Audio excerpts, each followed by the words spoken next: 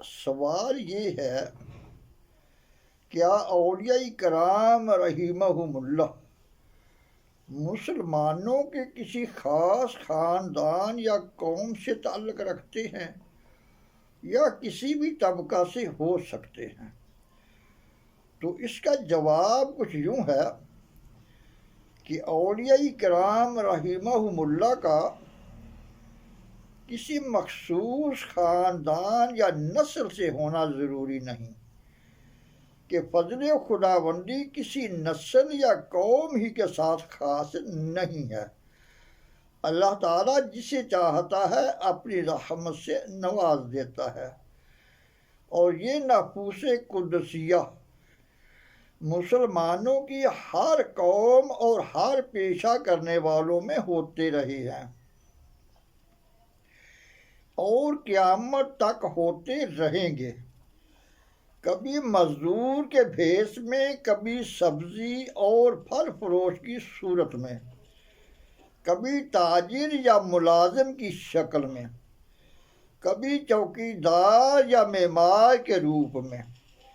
بڑے بڑے اولیاء ہوتے ہیں، ہر کوئی ان کی شناخت نہیں کر سکتا۔ روئے زمین پر متعدد اولیاء کرام رحمہم اللہ ہر وقت موجود رہتے ہیں، اور انہی کی برکت سے دنیا کا نظام چلتا ہے۔ چنانچہ حضرت سیدنا شاہ عبد العزیز محدث دہلوی رحمۃ اللہ تعالی علیہ سے کسی شخص نے شکایت کی کہ حضور، کیا وجہ ہے کہ آج کل دہلی کا انتظام بہت سست ہے؟ فرمایا، آج کل یہاں کے صاحب خدمت یعنی ابدال دہلی سست ہیں۔ پوچھا، وہ کون صاحب ہیں؟ فرمایا، فلاں پھل فروش جو فلاں بازار میں خربوزے فروخت کرتے ہیں۔ پوچھنے والے صاحب ان کے پاس گئے اور خربوزے کاٹ کاٹ کر اور چکھ چکھ کر سب ناپسند کر کے ٹوکرے میں رکھ دیے۔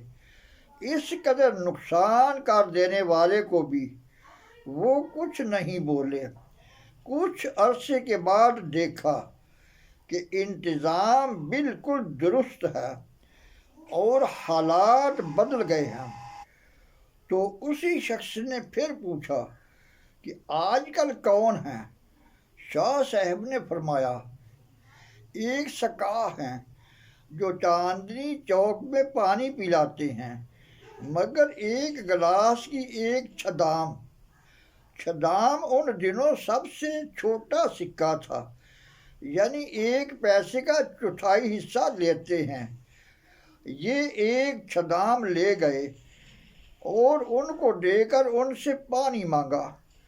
انہوں نے پانی دیا، انہوں نے پانی گرا دیا اور دوسرا گلاس مانگا، تو انہوں نے پوچھا، تیرے پاس اور چھدام ہے؟ اس نے کہا، نہیں۔